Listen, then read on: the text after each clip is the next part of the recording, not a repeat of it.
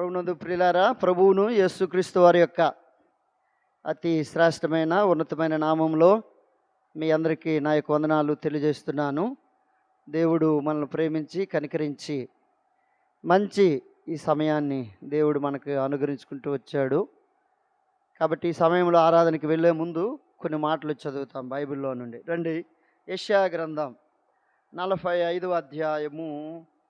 యెషయా గ్రంథం 45వ అధ్యాయము 18వ వచనాన్ని చదువుదాం. 45. ఆకాశమునకు సృష్టికర్త అయిన యెహోవాయే దేవుడు, ఆయన భూమిని కలుగు చేసి దాన్ని సిద్ధపరిచి స్థిరపరచెను. నిరాకారముగాను సృజింపలేదు, నివాస స్థలమగునట్లు దానిని సృజించెను. చాలు. ఆకాశములను భూమిని కలుగు చేసిన లేక సృష్టికర్త అయిన యెహోవా, ఆయన ఆకాశములను భూమిని సమస్తాన్ని కలుగు చేసిన సృష్టికర్త. ఏ కర్త అయినా సృష్టికర్త. బైబిల్లో మంచి మాట చదివాము. ఆయన సృష్టించిన సృష్టికర్త. ఆయన దేన్ని సృష్టించాడు? దేవుని యొక్క లేఖన భాగాన్ని చదువుతున్నాను. ఆయన దేన్ని సృష్టించాడు? రండి, ఆది కాండము, దేవుని యొక్క మాటలు చదువుతున్నాను. ఆది కాండము 2వ అధ్యాయము, ఆది కాండము 2వ అధ్యాయము 3వ వచనము.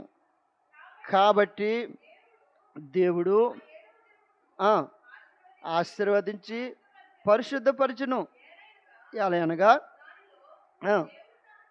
దేవుడు తాను చేసినట్టు సృజించినట్టు తన పనంతటి నుండి విశ్రమించెను. దేవుడు 6 దినాలు సృష్టినంతటినీ కూడా సృష్టించాడు. 7వ దినాన్న ఆయన ఏం చేశాడంటే విశ్రమించాడు. 4వ వచనాన్ని చదువుతున్నాను. దేవుడని యెహోవా భూమిని ఆకాశమును భూమి ఆకాశములు సృజించినప్పుడు వాటి వాటి ఉత్పత్తి క్రమము ఇదే. భూమి ఆకాశములను సృజించాడు. ఆయన భూమిని ఆకాశాన్నే కాదు, సూర్య చంద్ర నక్షత్రములను, జలచరములను, అంతేకాదు ప్రాకు జీవులను, అడవి మృగములను, అడవిలో ఉన్న చెట్లన్నిటినీ, ఆకాశ పక్షులన్నిటినీ ఆయన ఏంటి చేశాడు? సృష్టించాడు. అందుకు ఆయనకి ఏం పేరు అంటే సృష్టికర్త అని పేరు. ఆయనకి ఏం పేరు? సృష్టికర్త. ఇవన్నీ ఆయనే సృష్టించాడు. అందుకు ఆయనకి సృష్టికర్త. ఇప్పుడు దేవుని యొక్క మాటలు చదువుతున్నాను. ఆది కాండము 2వ అధ్యాయము. ఇవన్నీ సృష్టించడమే కాదు, ఆయన దేవుని యొక్క లేఖన భాగాన్ని చదువుతాను. 2వ అధ్యాయం 7వ వచనం చదువునానా. దేవుడైన యెహోవా నేలమంటితో నరుణ్ణి నిర్మించి వాని నాసికారంధ్రములో జీవవాయువు ఊదగా నరుడు ఏమయ్యాడు? జీవాత్మయ్యాడు. దేవుడని యెహోవా నేలమంటితో నరుణ్ణి ఏం చేశాడు? నిర్మించాడు, సృష్టించాడు. ఆయన సృష్టికర్త. ఒక ఆయన అన్నాడు, నరుడు కోతు నుండి వచ్చాడు అన్నాడు. దేని నుండి వచ్చాడు? కోతు నుండి వచ్చాడు అన్నాడు. ఎక్కడి నుండి వచ్చాడు? కోతు నుండి వచ్చాడు. కోతు నుండి వచ్చిన ఆ నరుడికి, ఆ కోతికి రాను కొద్ది కాలం అయిన తర్వాత తోక ఏమైపోయిందట. దానికి జబ్బు వచ్చి తోకేమో ఊడి పడిపోయింది అంటాడు ఆయన యొక్క భాషలో. బైబిల్ ఏమని చెప్తుందంటే, దేవుడని యెహోవా నరుణ్ణి నేలమంటితో నిర్మించి వాని నాసికారంధ్రములో జీవవాయువు ఊదగా నరుడు ఏమయ్యాడు? జీవాత్మ అయ్యాడు. కోతి నుండి రాలేదు మనుషుడు. అది మానవ యొక్క భ్రమది. ఎక్కడి నుండో వచ్చాడు అనుకుంటాడు. అది వాళ్ళ యొక్క సిద్ధాంతం. అది కానే కాదు. బైబిల్ గ్రంథం సెలవిస్తుంది, నేలమట్టితో నరుణ్ణి చేశాడు, వాని నాసికారంధములో జీవవాయువును దేడు. మానవుడు అప్పుడు ఏమయ్యాడంటే జీవాత్మ అయ్యాడు. దేవుని యొక్క లేఖన భాగాన్ని చదువుతున్నాను. 139వ కీర్తన 139వ కీర్తన 15వ వచనము. ఆ, ఆ, ఆ, ఆ, ఆ. నేను పిండమునై ఉండగా నీ కన్నులు నన్ను చూచేయి. నియమింపబడిన దినములో ఒకటైన కాకమునిపే నా దినములన్నీ కూడా నువ్వేం చేసావు? నీ గ్రంథములో లిఖితం చేసావు. నేను నియమింపబడిన ఆ దినములు కాకమునిపే నీవు నన్ను ఎరిగేవు, నిర్మించావు, నువ్వు నన్ను కలుగు చేసావు. యెషయా గ్రంథకర్త ఒక మంచి మాట చెప్తాడు. యెషయా గ్రంథం 44వ అధ్యాయము 2వ వచనము. 44 2వ వచనం. నిన్ను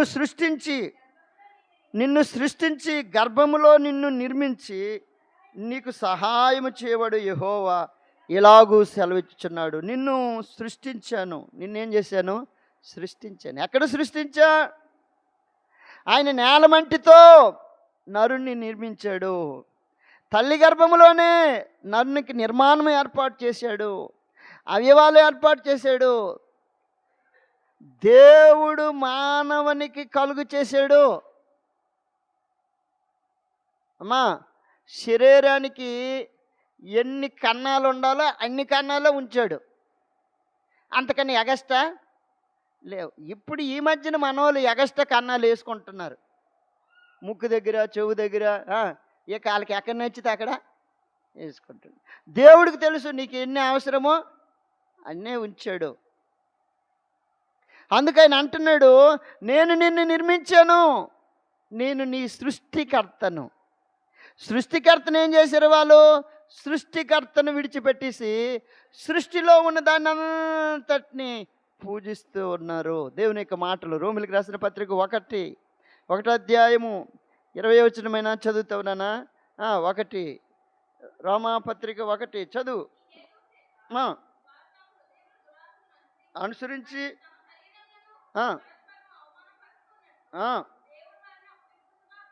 అప్పగించును. దేవుని సత్యమును అసత్యమునకు మార్చి సృష్టికర్తకు ప్రతిగా సృష్టమును పొంది. నీ సృష్టికర్త ఎవరో నీకు తెలియక సృష్టిలో ఉన్న ప్రతి దాన్ని మానవుడు ఏం చేస్తున్నాడంటే పూజిస్తూ ఉన్నాడు. ఇప్పుడు ఆయన అన్నాడు, నేనే నీ సృష్టికర్తను, నేను నీకు అవయవాలు కలుగు చేసినట్టు వాడును, నేను నిన్ను నేలమట్టితో తయారు చేసినట్టు వాడును, నేను నిన్ను తల్లి గర్భంలో ఉన్నప్పుడే, నేను పిండమునై ఉన్నప్పుడే, నియమింపబడిన దినములు ఒకటైన కాకమునిపే నా ఎముకలన్నీ కూడా నీకు బాగా తెలుసు. అందుకు నీవు నన్ను సృష్టించిన సృష్టికర్తవు. అందుకు నేను నిన్నేం చేస్తున్నానంటే ఆరాధన చేస్తున్నాను. సృష్టిలో ఉన్న ప్రతిదానిని పూజించడం కాదు, నీ సృష్టికర్తని ఎవరో నువ్వు గుర్తెరిగి ఆయన ఏం చేయాలా? ఆరాధన చేయాలి, ఆయన స్తుతించాలి, ఆయన గణపరచాలా. ఎవరు నిన్ను కలుగు చేశారో ఆయన నువ్వేం చేయాలా? కొనియాడాలా, కీర్తించాలా. వాచీలు వేసుకుంటాం, ఆ వాచీ ఎవరు తయారు చేశారో వాడిని ఏం చేస్తుంటాం? మంచిగా తయారు చేశాడండి. సెల్ ఫోన్లు పట్టుకుంటున్నాం, ఆ సెల్ ఫోన్లు పట్టుకున్నప్పుడు మంచి కంపెనీ తీసుకున్నామనండి అని అంటే దాని అర్థం ఏంటంటే వాళ్ళని మనం ఏం చేస్తున్నామంటే ఇండైరెక్ట్గా వాళ్ళని పొగుడుతూ ఉన్నాం, వాళ్ళని గణపరుస్తూ ఉన్నాము. మనల్ని ఏ దేవుడైతే కలుగు చేశాడో ఆ దేవుడిని మనం గణపరచాలి, ఆయన్ని హెచ్చించాలి, ఆయన పూజించాలి, ఆయన కొనియాడాలా, ఆయన కీర్తించాలి. అందుకు ఆయన అంటాడు, 1 నేను నీ సృష్టికర్తను. 1 2 దేవుని యొక్క మాటలు చదువుతున్నాను. హెబ్రీయులకు రాసిన పత్రిక 13వ అధ్యాయము 21వ వచనం చదువుతావు నాన్న. హెబ్రీయులకు రాసిన పత్రిక 13వ అధ్యాయము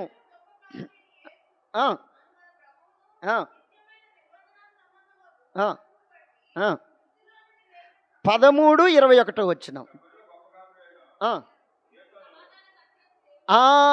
సమాధానకర్తయగు దేవుడు యేసుక్రీస్తు ద్వారా జరిగించుచు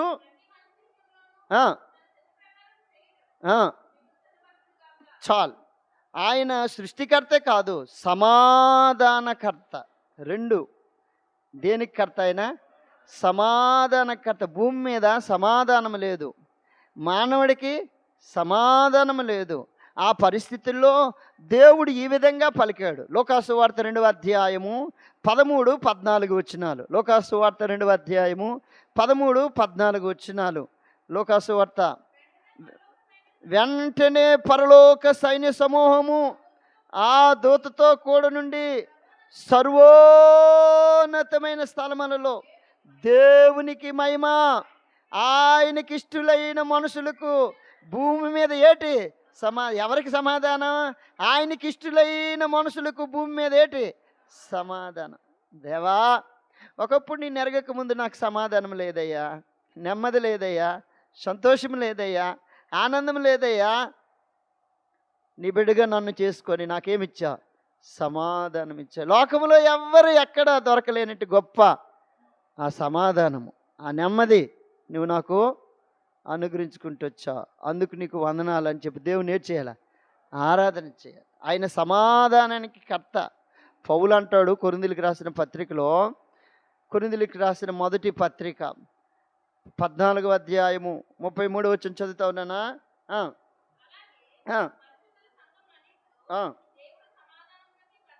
దేవుడు సమాధానానికే కర్త, కానీ ఆయన దేనికి కర్త కాడు? ఆయన సమాధానానికే కర్త. అందుకు ఆయన అల్లరి కర్త కాడు. అల్లరి చిల్లరగా తిరిగి నీ జీవితాన్ని ఆయన సమాధానమునిచ్చి, ఆయన నెమ్మదినిచ్చి, ఆయన మందిరంలోకి తీసుకొని వచ్చాడు. ఇప్పుడు దేవుని ఏం చేయాలి? ఆరాధన చేయాలి. దేవా, నీవిచ్చిన సమాధానము కొరకాయ నీకు వందనాలయ్యా, నీవిచ్చిన ఈ గొప్ప సంతోషము కొరకాయ, ఆనందము కొరకాయ నీకు వందనాలయ్యా అని చెప్పి. అందుకు ఆయన అంటాడు, భూమి మీద ఆయనకి ఇష్టలైన మనుషులకి ఏటి కలుగును? సమాధానం. సమాధానము కొరకు వెదికి వెంటాడాలి. దాన్ని వెదికి ఏం చేయాలా? వెదికి వెంటాడాల. సమాధానం ఎక్కడుంది? లోకంలో ఎక్కడ చూద్దామే నేట్లేదు. ఒక రాజ్యం మీదకి ఒక రాజ్యానికి వాళ్ళ మధ్య ఏట్లేదు. సమాధానం లేక యుద్ధాలు ప్రారంభించేస్తున్నారు. ఏడు ప్రారంభించేస్తున్నారు? రాజ్యాలు, దేశాలు యుద్ధాలు అవుతున్నాయి. ఇంటిలోనూ కూడా ఏమైపోతుంది? యుద్ధం అయిపోతుంది. సంఘాల్లో కూడా ఏమైపోతుంది? యుద్ధాలు అయిపోతున్నాయి. కారణం ఏంటి? ఎక్కడ చూద్దామని నేట్లేదు. సమాధానం కొరత అయిపోయింది.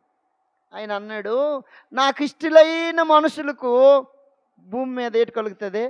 సమాధానం. అయ్యా, నీ బిడ్డగా నన్ను చేర్చుకున్నావయ్యా. సమాధానం లేని నా జీవితానికి, నెమ్మది లేని నా జీవితానికి, సంతోషం లేని నా జీవితానికి నువ్వు ఇచ్చిన ఈ గొప్ప సమాధానాన్ని బట్టి నీకు వందనాలు అని చెప్పి ప్రభువుని ఇప్పుడేం చేయాలి? ఆరాధన చేయాలి. ఒకటి, ఆయన సృష్టికర్త. రెండు, ఆయన సమాధానానికి కర్త. మూడు, దేవుని యొక్క మాటలు చదువుతున్నాను. యెషయా గ్రంథం 9వ అధ్యాయము 6వ వచనం. యెషయా గ్రంథం 9వ అధ్యాయము.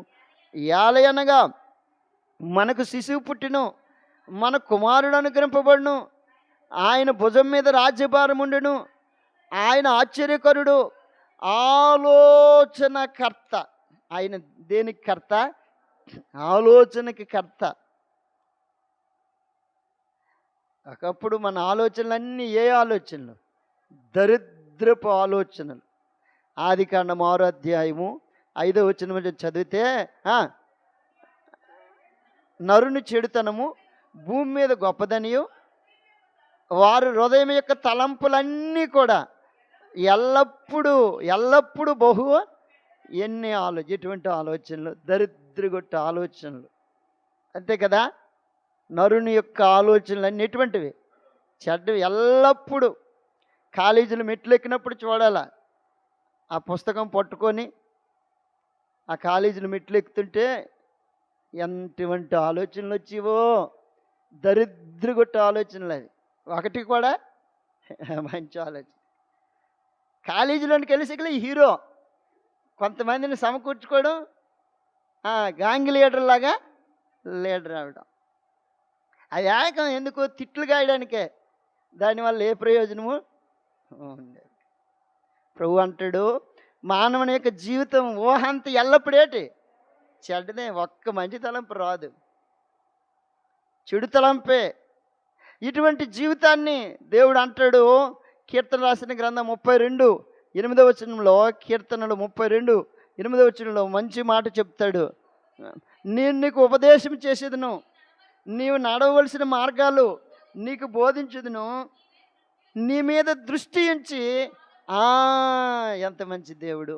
మన మీద దృష్టి ఉంచి మనకేటి చెప్పాడు? ఆలోచన. ఏటా ఆలోచన? రే దరిద్రుడా, నువ్వు చచ్చిపోతే నరకానికి వెళ్ళిపోతావు డేవిడ్డు. ఆలోచనలన్నీ ఏవి కూడా మంచివి కాదు. ఎంత దరిద్రగొట్టు ఆలోచనలు అంటే, పనికిరాని ఆలోచనలు వచ్చేవి. పనికిరాని ఆలోచన. పూర్వదినాల్లో ఇటువంటి చెడు ఆలోచనలన్నింటినీ కూడా ఆయన ఏం చేశాడు? తీసివేశాడు. దృష్టించి ఆయన మంచి ఆలోచనల దగ్గరికి తీసుకుని వచ్చాడు. ఆయన మంచి ఉద్దేశం దగ్గరికి తీసుకుని వచ్చాడు. ఆయన మంచి ప్రణాళికేసి ఆయన తీసుకుని వచ్చాడు. ఆయన మందిరం దగ్గర తీసుకుని వచ్చాడు. ఆయన ఆవరణంలోనికి తీసుకుని వచ్చాడు.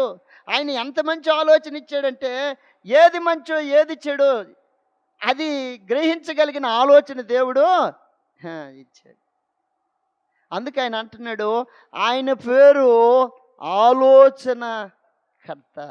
ఆలోచన లేని సమయంలో పాపపు ఆలోచనలు, అంతేకాదు దుష్ట ఆలోచనలు, చెరుపు చేయు ఆలోచనలు, మాయోపాయమైన ఆలోచనలు, ఇటువంటి దౌర్భాగ్యమైన ఆలోచనల నుండి ప్రభు తన విలువైన రక్తము ద్వారా, తన ప్రాణము ద్వారా, తాను మరణించి తిరిగి లేచుట ద్వారా, ఆయన ఆలోచనకర్తగా ఈ భూమి మీదకు వచ్చుట ద్వారా మనకి ఏటి కలిగి చేసాడంటే, దృష్టి ఉంచి ఏమి చెప్పాడు? ఆలోచన చెప్పాడు. ఆయన దృష్టి ఉండటం వల్లనే ఈ లోకంలో ఉన్నవారందరికంటే ఆయన దృష్టి మన మీద ఉన్నది కాబట్టి మనం ఎక్కడికి రాగలిగామంటే, పరిశుద్ధ స్థలం దగ్గరికి రాగలిగాం, ఆయన ఆవరణం దగ్గరికి రాగలిగాం, ఆయన సన్నిధికి రాగలిగాం. కారణం, దేవుని దృష్టి మన మీద ఉంది. దేవుడు మనల్ని ఎన్నుకున్నాడు, మనము గొప్పవారమని కాదు. అందుకే ఆయన అంటాడు, బాల్యము నుండే మన యొక్క ఊహంతయు కేవలము చెడ్డది, భయంకరమైనది, మేలు చేసే ఆలోచన అసలుకి రాలేదు. అటువంటి మనల్ని ఆయన కనికరము ద్వారా, ఆయన కృప ద్వారా, ఆయన వాత్సల్యత ద్వారా, ఆయన ప్రేమ ద్వారా, ఆయన దయ ద్వారా, ఆయన విమోచనము ద్వారా, ఆయన ఈ లోకములో జన్మించుట ద్వారా మనకేమి కలిగిందంటే ఆలోచన కలిగించాడు. అందుకు ఆయన పేరు ఆలోచన కర్త. ఏం పేరు నాన్న? ఆలోచన కర్త. నెంబర్ 1 ఆయన సృష్టికర్త. నెంబర్ 2 సమాధానకర్త. నెంబర్ 3 ఆలోచనకర్త. నెంబర్ 4 దేవుని యొక్క మాటలు చదువుతున్నాను. హెబ్రీయులకు రాసిన పత్రిక 12వ అధ్యాయము 1వ వచనం. హెబ్రీయులకు రాసిన పత్రిక ఇంత గొప్ప సాక్షి సమూహము మేఘం వలె మనల్ని ఆవరించినందున మనము కూడా ప్రతి భారమును సులువుగా చిక్కులు పెట్టు ప్రతి పాపమును విడిచిపెట్టి విశ్వాసమునకు కర్త. ఎంత మంచి మాట! దేనికి కర్త? అయినా విశ్వాసానికి కర్త. ఒకప్పుడు మన విశ్వాసము లోక సంబంధమైనది, ఏది కనబడితే అదే దేవుడని నమ్మేవాళ్ళము. 115వ కీర్తన మొదటి నుండి కొన్ని వచనాలు చదివితే అక్కడ రాయబడి ఉంటుంది మన విశ్వాసం యొక్క విధానము. మాకు కాదు యెహోవా, మాకు కాదు, నీ కృపా సత్యమునికే నీ నామమునకు మహిమ కలుగును గాక. అన్యజనులు చెప్పుకుందరు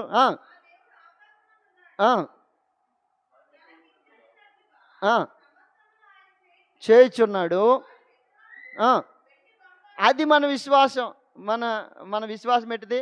ఎండి బంగారం పెట్టుకొని మనం ఏంటి చేసేవాళ్ళము ఒకప్పుడు. అది మన పరిస్థితి దేవుడిని ఎరగక ముందు. తర్వాత చదువు. వెండి బంగారము వాటి నోరుండి పలకవు, కనులుండి చూడవు, చెవులుండి వినవు, ముక్కులుండి వాసన చూడవు, చేతులుండి ముట్టుకోవు, పాదములుండి నడవు. ఇది మన జీవితం. ఒకప్పుడు మన విశ్వాసం ఏంటంటే గుడ్డిగా ఏది పడితే దాన్ని ఏది చేసేవాళ్ళము, నమ్మేసేవాళ్ళం. ఏది నిజము, ఏది దేవుడో, ఏది దేవుడు కాదో తెలిసేది కాదు. దేవుడు కాని వాటిపైన మనం ఏం చేసేవాళ్ళము, మనసు పెట్టినట్టు వారం. ఇప్పుడు ఆయన అన్నాడు విశ్వాసమునకు కర్త. ఏమని విశ్వసించాలా? రోమా పత్రిక 10వ అధ్యాయం 9వ వచనంలో యేసు ప్రభువని నీ నోటితో ఒప్పుకొని దేవుడు ఆయన మృతుల్లో నుండి లేపునని నీ హృదయమందు నువ్వు ఏం చేయాలా? అప్పుడు రక్షింపడ్డా. అప్పుడు నువ్వేం చేయబడ్డా? ఎంత గొప్ప రక్షణ! యేసు ప్రభు అని.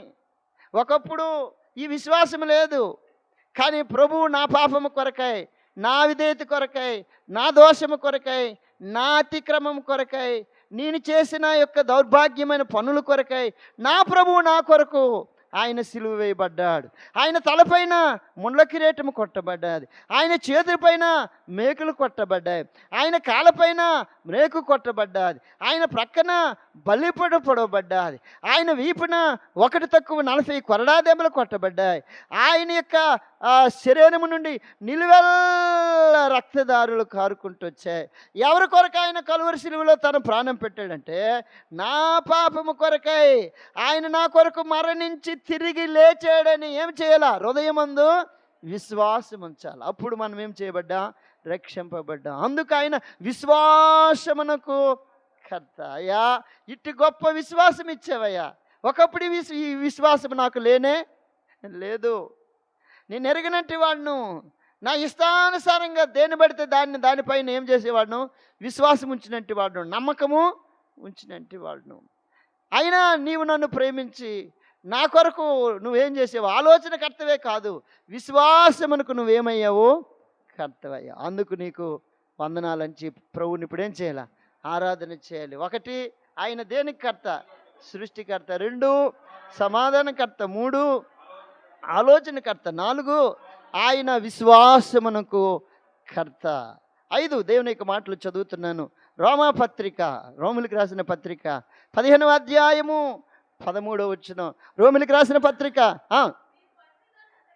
మీరు పరిశుద్ధాత్మ శక్తి పొంది నిరీక్షణకు కర్తయగు దేవుడు. దేనికి కర్త? నిరీక్షణకి కర్త. మనకొకప్పుడు నిరీక్షణ లేదు. మనకేట్లేదట? నిరీక్షణ లేదు. చదువుతున్నాను ఆ మాటలు. ఎఫెసీయులకు రాసిన పత్రిక, అపోస్తలుడైన పౌలు ఎఫెసీయులకు రాసిన పత్రిక 2వ అధ్యాయము పౌలు ఎఫెసీ సంఘానికి రాస్తూ ఈ మాటలు రాశాడు. 2వ అధ్యాయము 7వ వచనం నుండి చదువుతావా నానా? 11వ వచనం నుండి చదివి నాన్న. కాబట్టి మునుపు శరీర విషయంలో అన్యజనులయుండి శరీరమందు చేతితో చేయబడిన సున్నత గలవారు అనబడిన సున్నత లేని అనబడిన మీరు ఆ కాలమందు ఇశ్రాయేలుతో సహపౌరులు కారు, పరదేశులు కారు, వాగ్దాన నిబంధన లేని పరజనులు, నిరీక్షణ లేనంటి వారము. లేనంటి వారమట? నిరీక్షణ లేనంటి వారము, లోకమందు దేవుడు లేని వారై ఉండి క్రీస్తుకు దూరస్తులమై ఉండి క్రీస్తులకు దూరస్తులమైనటువంటి వారు. అయితే ఆయన మన కొరకు కలువరి శిలువలో కాచిన విలువైన రక్తము దారి ఇప్పుడు ఏమిచ్చాడు? నిరీక్షణ ఇచ్చాడు. ఏటా నిరీక్షణ?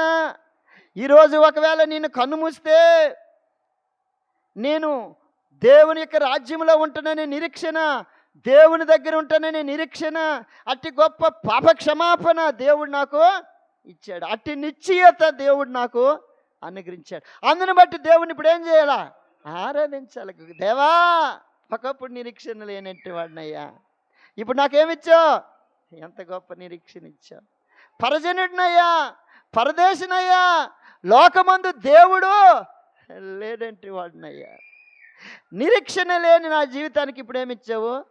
నిరీక్షణ ఇచ్చావు. నీవు ఇచ్చిన గొప్ప నిరీక్షణ బట్టి నేను స్తుతిస్తున్నానయ్యా. ఎంత గొప్ప దేవుడు.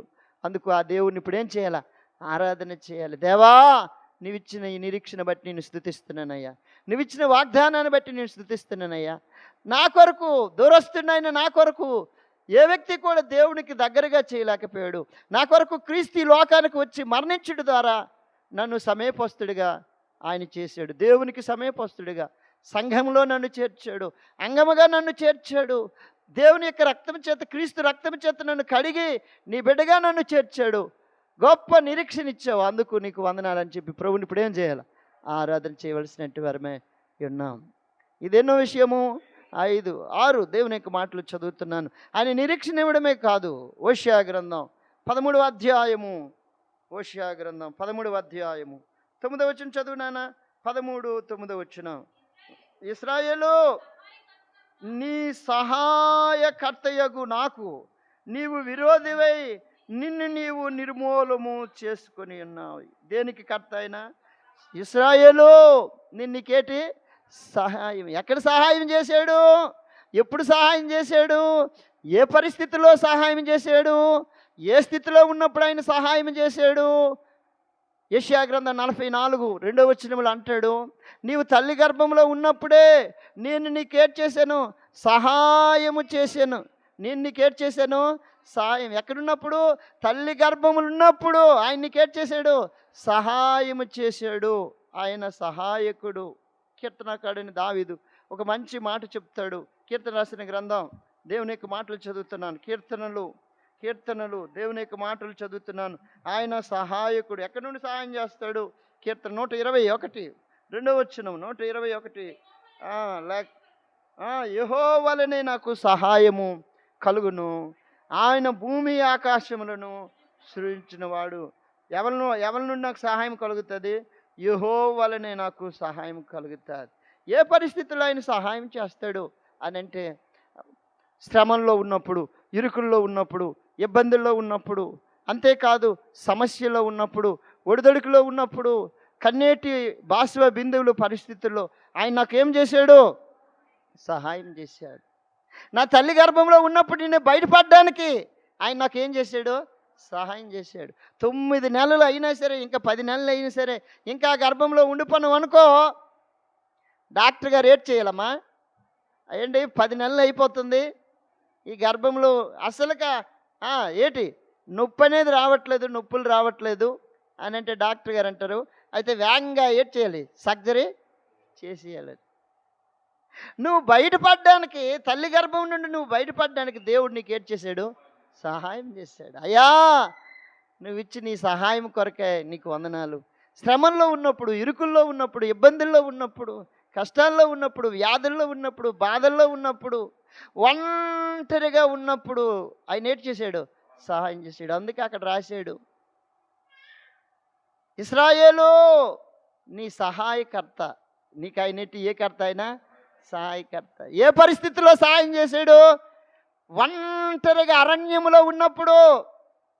అందరూ వదిలేశారు, అందరిని వదిలేసి ఎక్కడున్నాడు? అరణ్యంలో ఉన్నాడు. బెర్షెబా అనే లోయల్లో లూజ్ అనే స్థలము, దానికి బేతేలు అని పేరు పెట్టాడు. అంతకుముందు దాని పేరు ఏం పేరు? లూజ్ అనే స్థలము దగ్గర, బేతేలు అనే స్థలము దగ్గర ఉన్నప్పుడు ఆయన ఒంటరిగా ఒక్కడే ఉన్నాడు ఆ అరణ్యంలో, బెర్షెబా లోయల్లో. దేవుడు దర్శించాడు, నీకు ఏ వ్యక్తిని?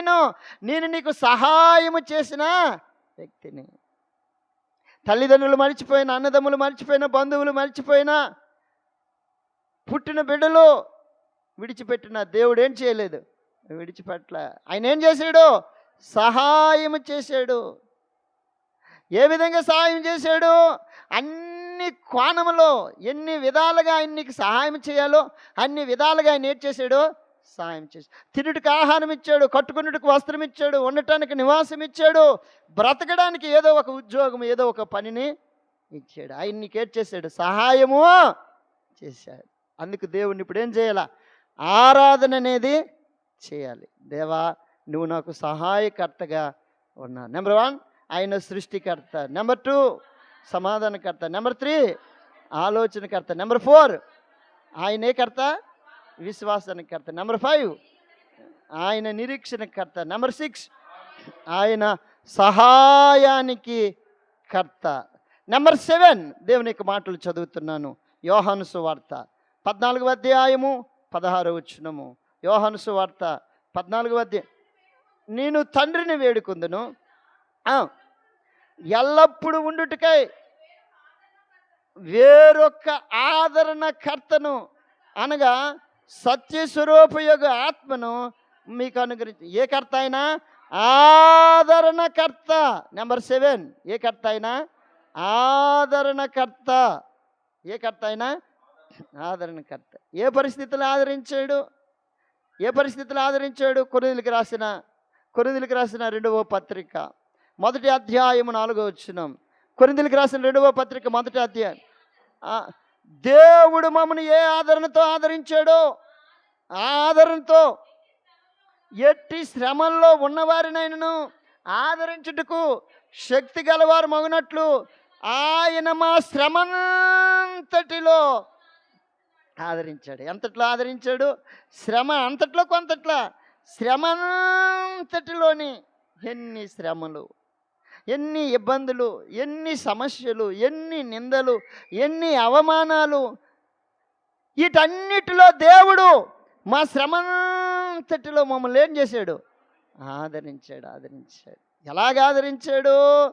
యెషయా గ్రంథం 66:13 వచ్చిన, ఒకని తల్లి వానిని ఆదరించినట్లు నేను మిమ్మల్ని ఏం చేశాడు? ఆదరించా. అయ్యా తల్లి వల్లే నువ్వు మమ్మల్ని ఏం చేశా? ఆదరించా. ఎలాగ ఆదరించావు? తల్లి వల్లే నువ్వు నన్ను ఆదరించేవయ్యా. భక్తుడు అన్నాడు, నా దేవుడు ప్రతి అవసరమును తీర్చెను మహిమైశ్వర్యములో. నా దేవుడు ప్రతి అవసరమును తీర్చెను మహిమైశ్వర్యములో. తల్లి వల్లే వాదార్చెను,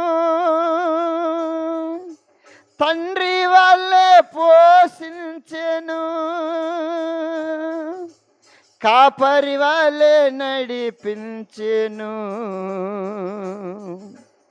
వైద్యునిలా స్వస్థపరిచెను, వైద్యునిలా స్వస్థపరిచెను. కలవర పడినే కొండల వైపు కన్నులెత్తుదునా, నా సహాయము నీవేగా, నా యేసు నా రాజా. తల్లి వలె వాదార్చెను, తండ్రి వలె పోషించెను, కాపరి వలె నడిపించెను, వైద్యునిలా స్వస్థపరిచెను, వైద్యునిలా ఎలాగ ఆదరించాడంటే తల్లి వలె.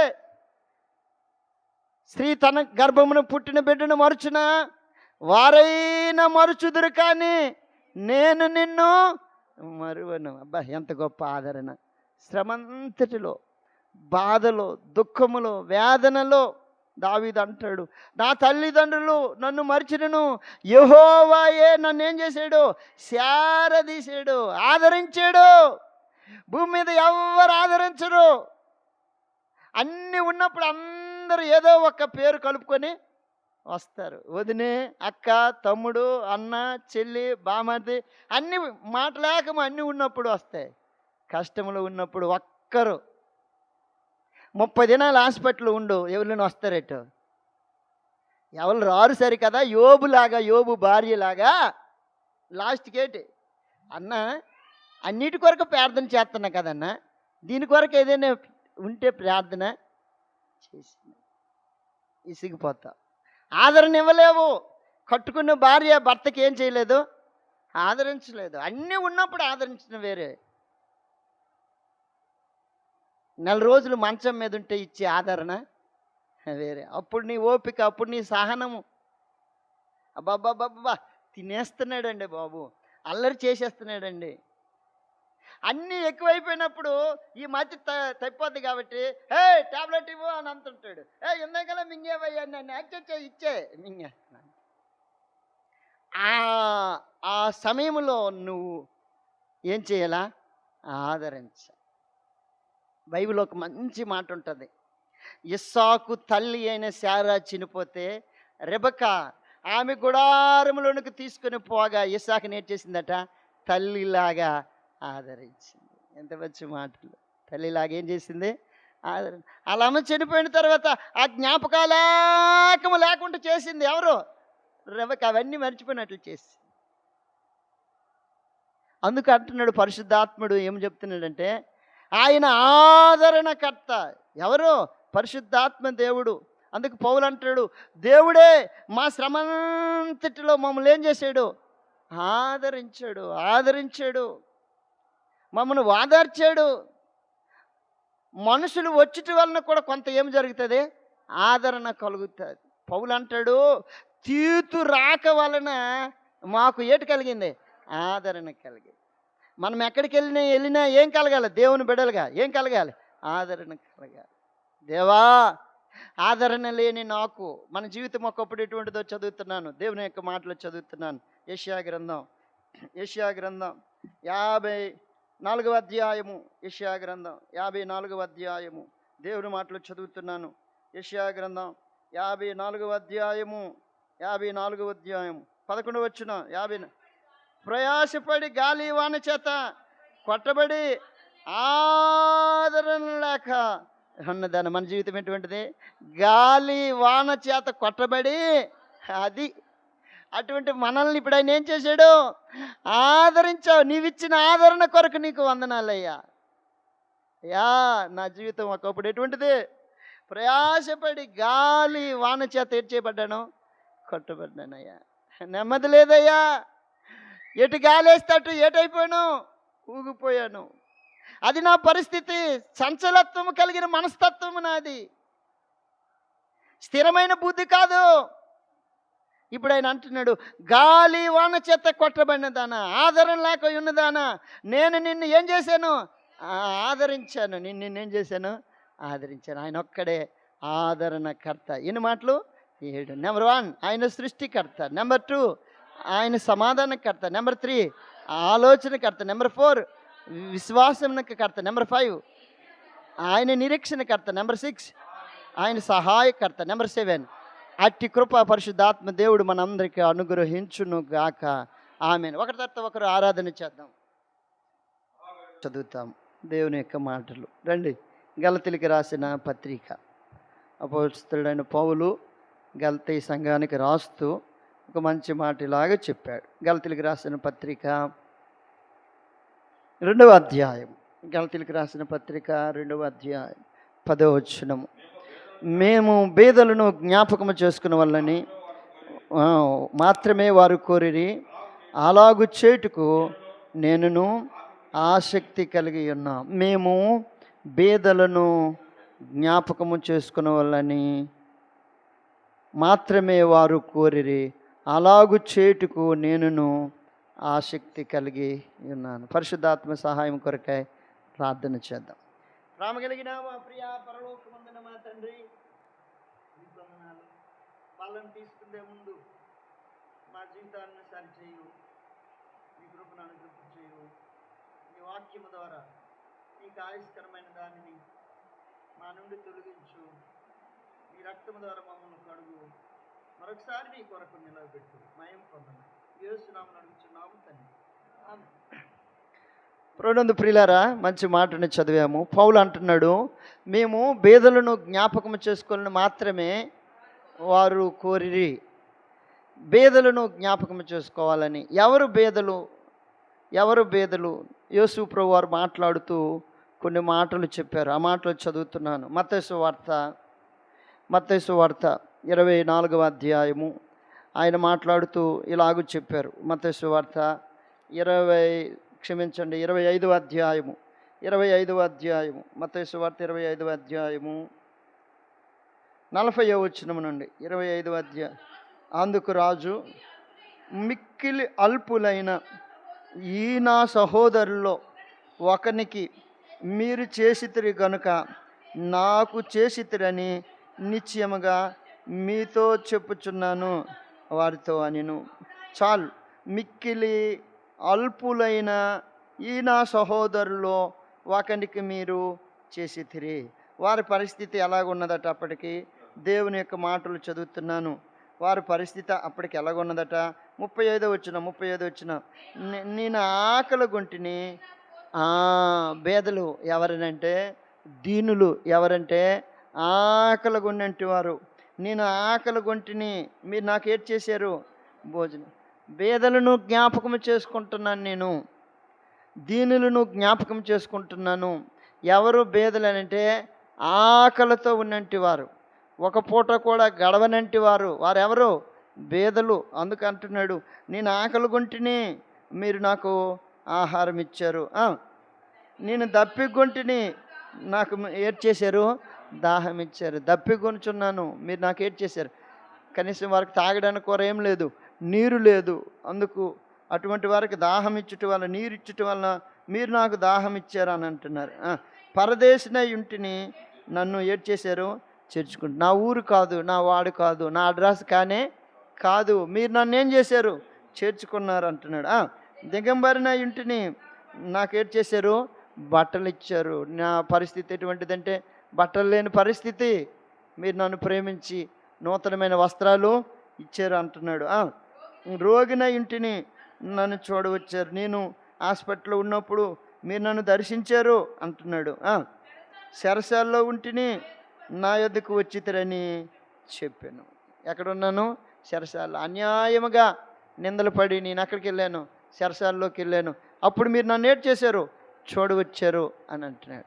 అప్పుడు ఆ కిందన వాళ్ళు అడిగారు, ఎప్పుడయ్యా నేను చూడడానికి వచ్చాము? ఎప్పుడు నువ్వు పేదవాడు, ఎప్పుడు నువ్వు చెరసాల్లో ఉన్నావు, ఎప్పుడు నువ్వు ఆకలిగా ఉన్నావు, ఎప్పుడు నీవు దప్పికొన్నావు అని అంటే ఆయన అన్నాడు, అల్పులైన, మిక్కిలి అల్పులైన వారికి మీరు చేసిద్రు కనుక నాకు కూడా చేసి. పేదలను జ్ఞాపకం చేసుకోవాలి, దీనులను జ్ఞాపకం చేసుకోవాలా.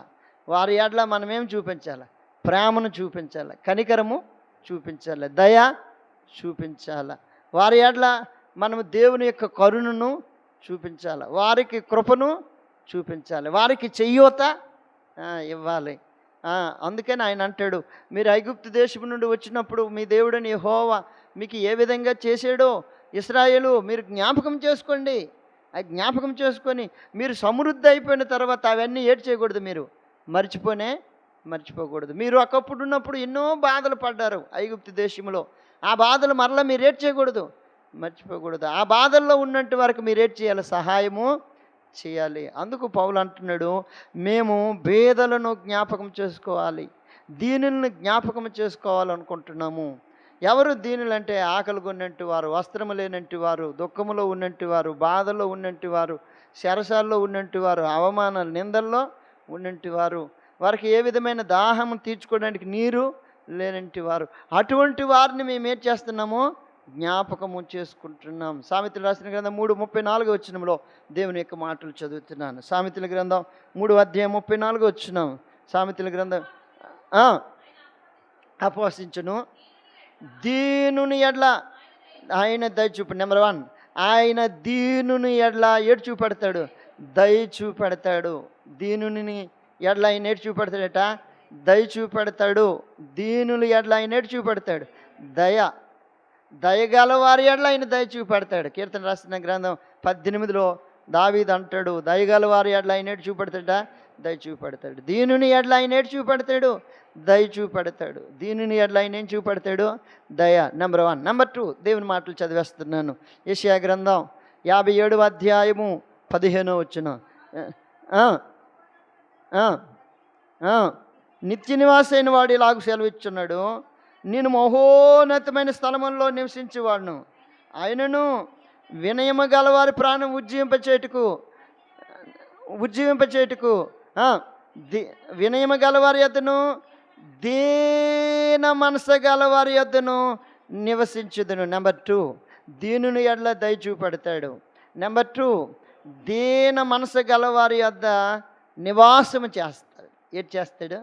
కారణం అతని మనసు అనుకూలంగా ఉంటుంది, దేవునికి ఎలాగ ఉంటుంది? అనుకూలంగా ఉంటుంది. దీనుడు కాబట్టి, ఏమీ లేనట్టు వాడు కాబట్టి దేవునికి ఏ టైం అయినా సరే అందుబాటులో ఉంటాడు. ఏ పనికైనా సరే దేవుని పనికి ఎలాగుంటాడు? అందుబాటులో ఉంటాడు. అందుకంటాడు, దీన మనసు గల వారి యొద్ద నేనేం చేస్తాను? నివాసం చేస్తాను. నెంబర్ 2. నెంబర్ 3, దేవుని యొక్క మాటలు చదువుతున్నాను. కీర్తన 72:12 చదువునాను. కీర్తన 72 విడిపించును, దీనులను నిరాధారులను అతడు ఏం చేశాడు? విడిపిస్తాడు. విడిపించేవాడు. దీనులు ఏం చేసినట్టు వాడు? విడిపించినట్టు వాడు. వాళ్ళు ఒకవేళ ఇబ్బందుల్లో అనే కొలుములో ఉంటే, శ్రమ అనే కొలుములో ఉంటే ఆయన ఏటి చేస్తాడు? వాళ్ళని విడిపిస్తాడు, వాళ్ళని రక్షిస్తాడు, సంరక్షిస్తాడు, భద్రపరుస్తాడు. అందుకు ఆయన అంటున్నాడు, దీనులని ఎడ్ల ఆయన ఏటి చేస్తున్నాడు? తన యొక్క దయను చూపించినట్టు వాడు, దీనుల ఎడ్ల ఆయన నివాసం చేసినట్టు వాడు, దీనులను ఆయన ఏటి చేస్తాడు? విడిపిస్తాడు. వాళ్ళ కట్టుల నుండి, వారి బంధకముల నుండి, వారి తెలియక ఎన్నో పొరపాట్లు పనులు చేస్తారు. వాటన్నిటిలో నుండి దేవుడు ఏటి చేస్తాడు? వాళ్ళని విడిపిస్తాడు. ఆ బందీ గృహంలో నుండి దీనులను ఆయన ఏటి చేస్తాడు? విడిపిస్తాడు. యెషయా రాసిన గ్రంథంలో 42వ అధ్యాయంలో ఈ మాటలు చదువుతావు నాన్న? యెషయా గ్రంథం 42 చదువు. గుడ్డివారి కన్నులు తెరుచుటకును, బంధింపబడి వారిని విడిపించుటకును, వెలుపలికి తెచ్చుటకును,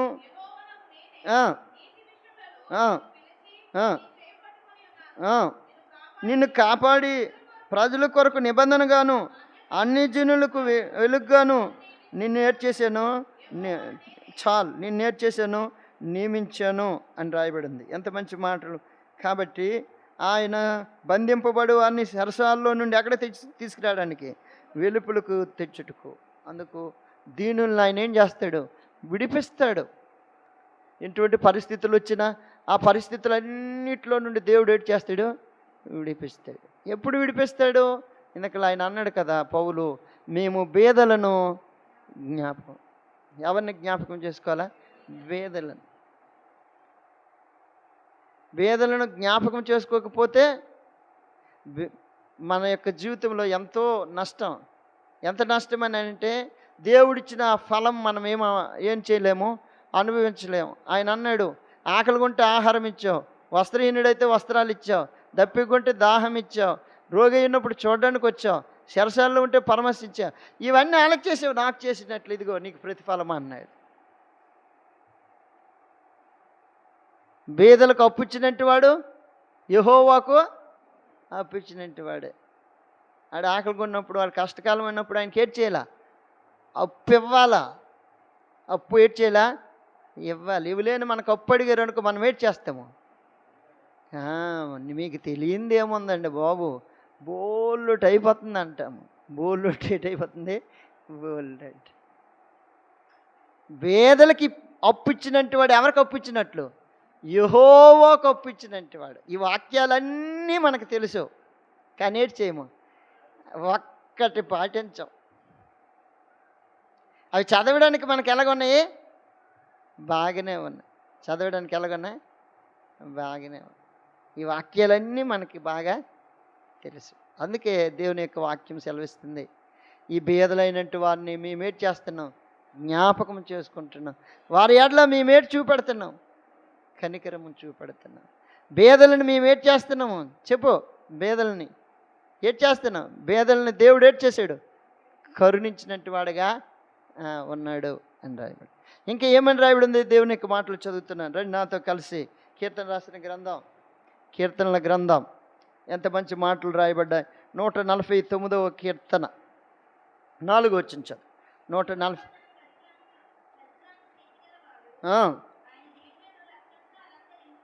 దీనులను రక్షణతో ఏటి చేస్తాడు?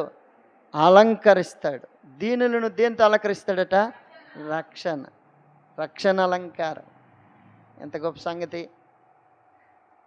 వాళ్ళకి కారణం ఏంటంటే, వాళ్ళకి అలంకారం మీద గొప్ప ఆశ ఉండిపోద్ది. అందుకు దేవుడు అన్నాడు, దీనులను నేనేం చేస్తాను? రక్షణ అనే అలంకరణతో అలంకరిస్తాను. రక్షణ చాలా గొప్ప భాగ్యం. అన్నీ ఉండొచ్చు, కానీ ఏటి ఉండాలమ్మా? రక్షణ. ఏమి లేకపోయినా పర్లేదు, ఏటి ఉండాలా? రక్షణ ఉండాలి. ఏముండాలా? రక్షణ. అందుకనే మనము హెబ్రోను వాళ్ళు ఏమడుగుతామంటే, పెండు కొడుకు కానీ పెండు కుమార్తెకు కానీ మారు మనసు పొందేవా, రక్షణ పొందేవా అని అడుగుతాం. అప్పుడు ఈ వేకం అడిగితే తల్లిదండ్రులు అంటారు, అవి ఎందుకన్నా, వేకం అడగడం ఎందుకన్నా, మాకు వాళ్ళకి ఇష్టము, నువ్వు వీళ్ళకి బొర్ర ఊపెత్తి చాలు, మేమేటి చేస్తాము, మేము ఎలాగో బొర్ర ఊపేస్తాం. తరువాత రక్షణ ఉండదు, దానివల్ల నెమ్మది ఉండదు. అందుకనే రక్షింపడ్డావా, రక్షణ పొందేవా. ఇంకా పెద్ద అంకులు అయితే ఏటు అడుగుతారని అంటే, రే ఆ అమ్మాయిని చేసుకోమని నీకు ఏ వాక్యం ద్వారా దేవుడు మాట్లాడాడు అంటాడు. అది మరి అర్థమవుతుందా? అప్పుడు అంకులో చేసేయండి అని అంటే కుదరదు. వాళ్ళు వాక్యాలు చెప్పాలా, దేవుడు ఈ వాక్యం ద్వారా మాట్లాడాడు. ఒక బ్రదరు బెంగళూరులో జాబ్ చేస్తున్నారు. ఆయన వయసు 47 సంవత్సరాలు. పెళ్లి చేసుకోకుండా ఉండిపోయాడు. ఎన్ని సంవత్సరాలు? 47. అయితే ఆ ఉద్యోగం ఎవరి కొరకు చేస్తున్నాడు? ఆయన కొరకు ఆయన చేసుకుంటే ఏం ప్రయోజనం? కౌన్సిలింగ్ చేశాను చాలాసేపు కూర్చొని పెట్టి. అప్పుడు ఒప్పుకున్నాడు చేసుకుంటున్నానని. కానీ ఇప్పటికే లేట్ అయిపోయింది. మళ్ళీ బెంగళూరు వెళ్ళిపోయిన తర్వాత మళ్ళీ యథవిధిగా ఉద్యోగంలో జాయిన్ అయిపోయి వేక మర్చిపోకు అని అంటే, లేదన్నా చేసుకుంటాడు. అన్ని సంఘాలకు ఆయన అడ్రస్ పెట్టి ఆయన ఫోటో పెట్టి ఇచ్చేస్తే సుమారు 40 సంవత్సరాల అమ్మాయి దొరికింది. అప్పుడు హెబ్రోన్లో పెళ్లి చేసుకుంటున్నాను అన్నాడు. పెద్దలతో మాట్లాడి హెబ్రోన్లో ఏర్పాటు చేశాం. అంకులు అడిగారు, ఇన్ని సంవత్సరాలు ఆగావు, దేవుడు నీకు చేసుకోమని చెప్పాడా? చేసుకోమని. ఏ వాక్యం? వాక్యం చూపించు. అమ్మా నీకు వాక్యం చూపించు. దైవజనుడు దీవించాడు. ఆయనకి అప్పటికి వయసు ఎంత? 47. దేవుడు దీవించాడు. 2 ఆడపిల్లలు పుట్టారు. ఎంత గొప్ప సంతోషము. అర్థమవుతుందా? అమాయకంగా ఉండిపోతుంటారు. నేను మరి పెళ్లి చేసుకోను ఎందుకనంటే ఒక్కడు బతికేయాలనుకుంటుంటాడు. దేవుడు అన్నాడు, నువ్వేటి అవ్వాలి? ఫలించి ఈ భూమిని నిండించాలా, భూమిని. అది పద్ధతి. అది అర్థమవుతుంది నాయన. నేను పెళ్లి చేసుకోను, ఈ డబ్బులు ఏటో అయిపోతాయేటో, ఈ ఆస్తి తరిగిపోతాయేటో, అదేకం వద్దు. నువ్వు ఫలించాలా, నువ్వు అభివృద్ధి పొందాలా, నువ్వు నీ పిల్లలు దేవుని మందిరానికి రావాలా, దేవుని స్తుతించాలా, దేవుని ఆరాధన చేయాలా, నువ్వు ఒక ఇంటివాడువు అవ్వాలా. అది దేవుని యొక్క ఉద్దేశం, అది సంకల్పం. అందుకనే రక్షణ అనేది చాలా అవసరం. ఎంత ఆస్తి ఉన్నా సరే ఏది అవసరం? రక్షణ. ప్రభువు అందుకే మాట్లాడాడు లోకాసువార్త 9:25 వచనములో. ఏమని మాట్లాడాడు? లోకాసువార్త 9:25 వచనములో, ఒకడు లోకమంతయు సంపాదించి తన్ను తాను పోగొట్టుకున్న ఎడ్ల లేక నష్టపరుచుకున్న ఎడ్ల వానికి ఏమి ప్రయోజనము? అమ్మా, లోకమేకం సంపాదించి చివరికి రక్షణ లేక తన ఆత్మను, తన ప్రాణమును పోగొట్టుకుంటే దానివల్ల ఏమి ప్రయోజనం? లోకమేకం సంపాదించి, ఏటి సంపాదించి? లోకమేకం సంపాదించి చివరికి ఆత్మను పోగొట్టుకుంటే ఏం ప్రయోజనము? దానివల్ల ఏం ప్రయోజనం లేనే లేదు. ప్రభువుని ఎరగాల, రక్షింపబడాలి, మారు మనసు పొందాలి. మారు మనసు అంటే ఏటమ్మా? మారు మనసు అంటే ఇప్పుడు అందరికి మాయ మనసే ఉంది. ఏ మనసు లేదు? మారు మనసు లేదు. అంత ఏటి? మాయ మనసే, అంత మాయే. మారు మనసు పొందాలి. మారు మనసు పొంది నీవు రక్షింపబడాలి. అర్థమవుతుందా? రక్షణ పొందిన నీవు ప్రభు కొరకు ఏడ్ చేయాలి, సాక్ష్యము ఇవ్వాలి. ప్రభు సాక్ష్యం ఇవ్వాలి. కాబట్టి ఇప్పుడు ఇవేకం చెప్తే ఇప్పుడున్న పిల్లలు, ఇప్పుడున్న పరిస్థితులు ఏటవుతున్నాయి అని అంటే, అవి ఏకం ఎందుకులేండి, ఏదో 1-2 మాటలు చెప్పేసి ఎక్కువ ఇప్పుడున్న ప్రజలు ఎక్కువ వాక్యాన్ని వినటానికి ఒప్పుకోవట్లేదు, ఎక్కువ మందిరం దగ్గర ఉండటానికి ఒప్పుకోవట్లేదు. అంత కలిపి గంటల్లో చేసి మంటారు ఒక సంఘస్థులు. అంత కలిపి ఏటేటి పాటలు, ఆరాధన, వర్తమానం, ఆరాధన వర్తమానము, మళ్ళీ బల్ల కానుకలు అన్నీ కలిపి గంటలోనే తెగొట్టియాలండి. అటువంటి వాళ్ళు ఎవరైనా ఉంటే చూడండి. అంత అన్నీ గంటలోనే ఎలాగవుతాయి అంటే ఎంత దీనిగానంటే, అప్పుడు అక్కడ ఉండి ఇంకొక బ్రదర్ అంటాడు, అన్న గంట అంటున్నాడు కానీ అవదు, కానీ ఒక అరగంట అగస్ట్ చెయ్యండి అంటాడు. అబ్బా, ఎంత తెలియతే అట్లే అంటే నేనేదో ఒక అరగంట ఎగస్ట్ ఇచ్చినాను అన్నట్లు. నేను అన్నాను, ఈ గంట అరగంట టీవీలోని చెప్తారు కదా, అది నువ్వు చూసేది అయిపోద్ది, పడిపడిపడిన అయిపోద్ది అది. మరి మందిరానికి రావాల్సిన పని లేదు. నెలకు ఒకసారి నువ్వు కానుక డబ్బాలో వేసావనుకో, ఒకడు పంపిస్తాడు, ఆయన ఆ కాను కొట్టుకొని వెళ్ళిపోద్ది. మరి నీ పుట్టినరోజు అయినప్పుడు ఎవరు మరి రారు? టీవీలోని పుట్టినరోజులు వస్తే నాటిని బట్టి నువ్వు చేసుకుంటుండమే. మ్యారేజ్ డే వచ్చినప్పుడు టీవీలోని వస్తాయి, అవి చేసుకో. ఎంత భయంకరమైన పరిస్థితి. అటువంటి దినాల్లో ఉన్నాం. చివరి దినాల్లో, కడవరి దినాల్లో మనుషులు కూడా దేనికి అలవాటు పడిపోయారనంటే ఎక్కువసేపు ఉండడానికి కానీ, వాక్యానికి కానీ, ప్రార్థనకు కానీ, దేవుని సన్నిధికి కానీ, దేవుని సన్నిధిలో గడపాలని కానీ. పూర్వ దినాల్లో ఏంటంటే 9 గంటలకి మందిరానికి వస్తే మళ్ళీ రాత్రి 9, 10 అయ్యేది. ఎందుకంటే అవుట్ రీచ్ మినిస్ట్రీ అయిన తర్వాత ఆ టైము అయ్యేది. అందరికి భోజనాలు మందిరంలో ఉండి భోజనాలు అయిన తర్వాత మళ్ళా ఎక్కడికి వెళ్ళేవాళ్ళు? అవుట్ రీచ్ మినిస్ట్రీకి వెళ్ళేవాళ్ళు. అవుట్ రీచ్ మినిస్ట్రీ అయిన తర్వాత ఒక ఇంటి దగ్గర కూడిక అయ్యేది. కూడిక అయిన తర్వాత సేవకుడు ఆమె నెనసగలి 9 అయ్యేది. వాళ్ళు దూరం అనుకో వాళ్ళ ఇంటికి వెళ్ళి రాత్రి 11 అయ్యేది. రోజాకం ఎక్కడ గడిపేవాళ్ళు? మందిరంలో. ఇప్పుడు రోజాకం ఇంటి దగ్గర గడిపి గంట రివర్స్ అయిపోయింది. భక్తి లేదు. ఇప్పుడు ఏమంటారంటే ప్రభు ఎప్పుడు వస్తాడన్నా చెప్పన్నా, రెడీకి వెళ్ళిపోదామని అనుకుంటాను. అక్కడికి వెళ్ళిపోతావు. అది నీ భ్రమ.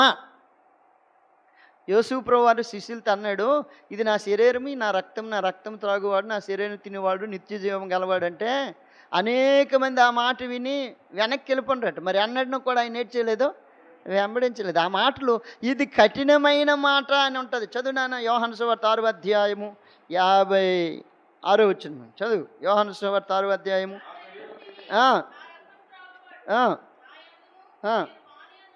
నిలిచిందము.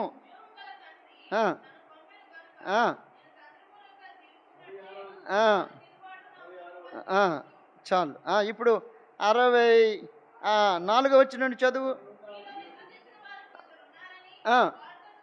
60 వచనం చదువు. 60 వచనం. ఆయన శిష్యులు అనేకులు ఈ మాట విని, ఈ మాట ఏమాట? కఠినమైన మాట. ఇటువంటి వేటి చెప్తావన్నా? దేవుడు నిన్ను దీవిస్తున్నాడని. అబ్బా, అది ఇప్పుడే దేవుడు చెప్తున్నాడమ్మా, నువ్వు వెళ్తున్నప్పుడే నీకు ఒక ఉద్యోగం వచ్చేద్దని. ఏంటి ఉద్యోగం వచ్చింది? అటువంటి మాటలు చెప్తే ఇంకెంతో మంచివన్నా. నువ్వు వెళ్తున్న త్రావులోనే ఒక అద్భుతం జరిగిపోద్ది. ఇటువంటి మాటలు చెప్తే బాగుంటుందన్న. ప్రతిరోజు ప్రతి ఆదివారము ప్రభు యొక్క సంస్కరణ శరీరం దగ్గరికి వచ్చినప్పుడు, ప్రభు యొక్క రక్తంలోనికి వచ్చినప్పుడు మనకు మనం ఏం చేయాలా? పరిశీలన చేసుకోవాలి. పౌలు అంటున్నాడు, మేము బేదలను ఏం చేసాము? జ్ఞాపకం చేసుకున్నాము. మాకు సమృద్ధి ఉన్నది, అయితే మేము బేదలకు చెయ్యూతనిస్తున్నాము. బేదల ఏడల మేము దయ చూపుతున్నాము. బేదలు వాళ్ళు తింటున్నారు లేదా అది మేము ఏడ్ చేస్తున్నాం, వాళ్ళని పరీక్ష చేస్తున్నాం, వారికి సహాయం చేస్తున్నాం, సపోర్ట్ చేస్తున్నాం. ఎంత మంచి మాటలు. అందుకే యేసుప్రభు వారు అన్నారు, ఇది నా శరీరము అని. అంటే వాళ్ళు అంటారు, ఇది కఠినమైన మాట, ఇది ఎవడు వినగలడు అని. ఇది ఎవడు వినగలడని చెప్పుకొని యేసు తన శిష్యులను దీన్ని గూర్చి సనుక్కొనిచున్నారట. ఏం చేస్తున్నారట? సనుగుతున్నారట. 66 వచ్చిన ఇప్పుడు చదివినానా. అప్పటి నుండి ఆయన శిష్యులు అనేకులు ఏడ్ చేశారు, వెనుక తీసి మరి అన్నట్టు నాయన ఏడ్ చేయలేదు. ఓ నాయన, బేతేలకు వస్తే 9 నుండి 3 దాకా వదిలేస్తాడు మా నాయన. ఒకసారి ఏదో తెలియకి వెళ్ళిపోచ్చాం కానీ మరి అన్నాడు నా చర్చికి మరి అన్నాయన. అర్థమవుతుందా?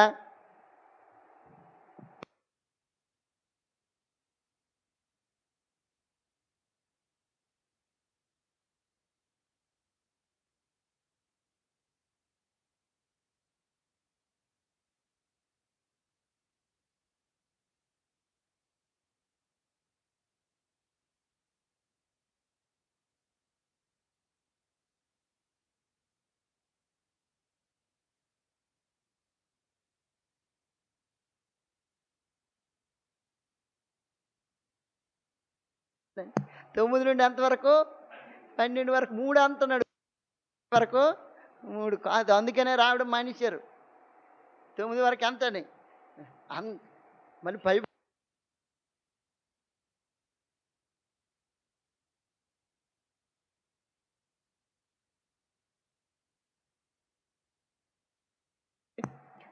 ప్రభువు అందుకే అంటున్నాడు, ఇది నా శరీరము, నా రక్తం, దీన్ని తిని తాగువాడు నిత్య జీవం గలవాడు అని అంటే యేసుప్రభు వారి శిష్యులు అన్నారు, ఇది కఠినమైన మాట, ఎవడిది చేయగలడు అని. మరి అన్నను ఆయన నేర్చేయలేదు, వెంబడించి. అక్కడ ఉన్న 12 మందికి అడిగాడు, మీరు కూడా వెళ్ళిపోవాలని అనుకున్నారా? ఉన్నారా? కరెక్ట్గా మీరు కూడా వెళ్ళిపోవాలనుకుంటున్నారా? ఇప్పుడు మీకు కూడా ఆ శిష్యులకి అడిగినట్లు ఈయన ఇక్కడ అడిగినాను, అమ్మా టైం అయిపోతుంది, మీరు కూడా వెళ్ళిపోవాలనుకుంటున్నారా అని అంటే మీరు అప్పుడు ఏంటి చేస్తారు? అంకులో వెళ్ళిపోవాలనుకుంటున్నాం అంకులో అని అంటారా? చూసా ఎంత గొప్ప సంగతి. వాళ్ళు చెప్పారు, ఎక్కడికి వెళ్ళిపోతామయ్యా, నీవు నిత్య జీవపు మాటలు కలిగినట్టు వాడు. నువ్వే మాటలు కలిగినట్టు వాడు? నీ మాటల్లో జీవం ఉంది. చూసి ఎంత గొప్ప సంగతి. ఎస్తేరమ్మ గారు ఏం పర్లేదు, ఇది ఏకం కృపా పీరియడ్ ఇది. కాబట్టి ఇది ఏకం మనం అన్నీ అడ్జస్ట్ చేసుకొని వెళ్ళాల. అర్థమవుతుందా? యాకోబు యాసేవుకు అన్నాడు, అన్నయ్య నువ్వు ముందు వెళ్ళిపోనంటే, తమ్ముడు నువ్వు వచ్చిరానంటే అన్నాడు, లేదన్నయ్య నేను ఈ మందని కొంచెం మెల్లికి నడిపించుకొని రావాలి. నువ్వు జోరికి నడిచేస్తావు, కానీ నేను అంత ఫాస్ట్గా నడలే, వీళ్ళందరూ నాకు అవసరము, ఇవన్నీ నేను తీసుకొని వస్తాను. చూసి ఎంత గొప్ప. ఈ వేగం వీళ్ళందరినీ మనం కడుపు కుడుతున్నాం, చిన్నగా ఎక్కడికి తీసుకెళ్ళాలా? పరలోకానికి. ఇంక నయం మాకు పాట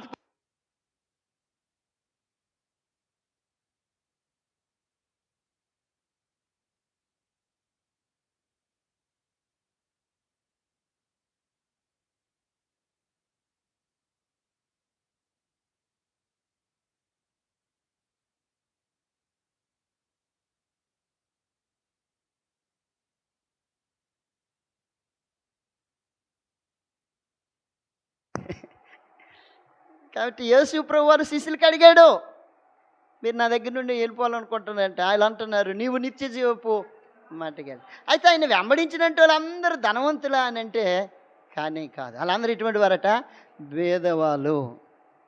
ఇది యాక మన ఉద్దేశం ఏంటంటే భేదలను మేము జ్ఞాపకము చేసుకుంటున్నాం, దీనిలో మేము జ్ఞాపకము చేసుకుంటున్నాం. ఎందుకు జ్ఞాపకం చేసుకుంటున్నాం అని అంటే, ఒకప్పుడు మేము భేదవాళ్ళమే, ఒకప్పుడు మేము దీనులమే, ఒకప్పుడు అదే మా పరిస్థితి. ఆ స్థితిలో ఉన్న వారికి మేము ఏం చేస్తున్నామంటే చేయూతనిస్తున్నాం అంటున్నాడు పౌలు ఆ గలతీయులకు రాసిన పత్రిక 2:10 మేము భేదలను జ్ఞాపకం. అయితే భేదల ఏడ్ల దేవుడు ఎటువంటి ఆ యొక్క మనసు కలిగి ఉన్నాడంటే, నెంబర్ 1 ఏంటని చదివాము, ఆయన దయగలిగినట్టు వాడు. నెంబర్ 2 ఆయన ఏటి కలిగినట్టు వాడు, నివసించినట్టు వాడు. నెంబర్ 3 ఏటి చేసినట్టు వాడట, విడిపించినట్టు వాడు. నెంబర్ 3. నెంబర్ 4 రక్షణతో అలంకరించినట్టు వాడు. భేదలను దీనులను ఆయన దేనితో అలంకరించినట్టు వాడు. రక్షణ చాలా ప్రాముఖ్యమైనది. ఎంత ఆస్తి ఉండొచ్చు కానీ ఏటి అవసరమో రక్షణ ఉంటే దేవుడిని నేర్చేస్తాడు, ఆశీర్వదిస్తాడు. కోల్గేట్ ఆ వ్యక్తి యొక్క సాక్ష్యాన్ని ఎప్పుడైనా విన్నారా? కోల్గేట్ అయినా ముందు పౌడర్ చేసేవాడు, పొట్టాలు కట్టి అవి అమ్మేవాళ్ళు. అందులోనే నమ్మకంగా దశంభాగం ఇచ్చాడు. తర్వాత ఆ పౌడర్ కాసేపు ప్యాకెట్లు అయ్యింది, తర్వాత డబ్బాలు అయ్యాయి, అది పెద్ద ఇంట్లోనే వాడబడి తర్వాత పేస్ట్ అయింది. ఇప్పుడు కోల్గేట్ పేస్ట్ లేని ఏ పల్లెటూరేనా ఉందేటి? లేదు. ఆ ఊరికి ఒకళ్ళు చర్చి లేకపోవచ్చు కానీ ఈ కోల్గేట్ పేస్ట్ చూడు, ప్రభువులు ఎంత నమ్మకము. అర్థమవుతుందా? నమ్మకం చాలా అవసరం. దీనులను జ్ఞాపకం చేసుకోవాలా. అప్పుడు దేవుడు ఏం చేస్తాడు? దీనులకు, ఇందాక ఒక మాట చదివాను, దీనులకు అప్పించినట్టు వాడు ఎవరికి అప్పించినట్లు?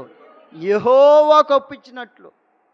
ఒరే నేను నీకు అప్పిస్తున్నానంటే నేను దేవుడికి అప్పిస్తున్నట్లు. దేవుడే నీ దగ్గర ఏటి చేస్తున్నాడు? అప్పు తీసుకున్నట్లు. ఏటి తీసుకున్నట్లు?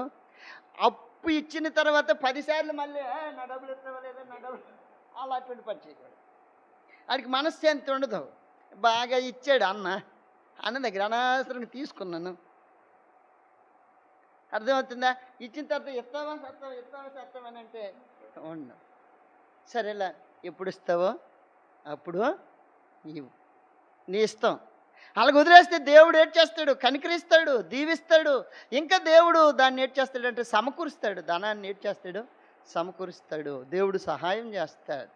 అందుకు ఇక్కడ రాయబడిన మాట ఏంటంటే దీనులను ఇక్కడ 149వ కీర్తనలోని 149వ కీర్తన 4 వచ్చిన ఆయన దీనులను రక్షణతో ఏం చేశాడు? అలంకరించాడు. దేంతో అలంకరించాడమ్మా? రక్షణ. అమ్మా, మనకున్న ఆస్తి ఏంటో తెలుసా? రక్షణే. మనకున్న విశ్వాసం ఏంటి? రక్షణే. మనకున్న డబ్బు ఏంటి? రక్షణే. మన ధనం ఏంటి? రక్షణే. తినడానికి తిండి లేకపోయినా పర్లేదు, ఏంటి అవసరం? రక్షణ. అప్పుడు భక్తి.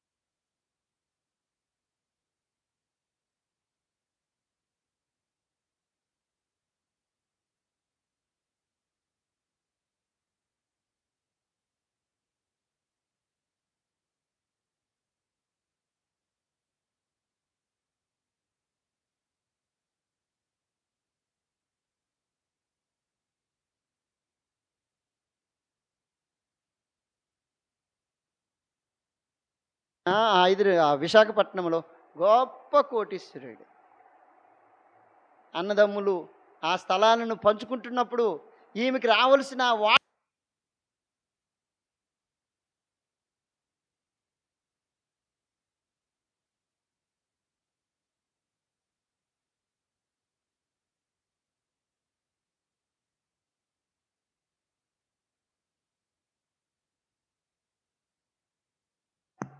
చూసి ఎంత గొప్ప సంగతి. కాబట్టి ఇది ఎందుకు ఈ మాట్లాడకని చెప్తుంటామంటే మనం రక్షణను చూడాల. ప్రాముఖ్యం. ఆస్తి ఉన్నదా లేదా అది తర్వాత సంగతి. దేవుడు అదృష్టం చేత ఆస్తిని అంతటి నేర్చేస్తాడు, సమకూరుస్తాడు. ఆయన విడిచిపెట్టడు. కృపాక్షేమాలు నా వెంట వస్తుంది, వాటి వెంట నేను వెళ్ళవలసిన పని లేదు అన్నాడు. ఇదేనో మాట చదివాము. రక్షణతో అలంకరించిన 4, 5 త్వరగా చదివి టైం అయిపోయింది కదా. యాకోబు పత్రిక చదువునా? యాకోబు పత్రిక దేవుని మాటలు చదువుతున్నా. 4 అధ్యాయం 6 వచనం చదువు. 4 అధ్యాయం 6.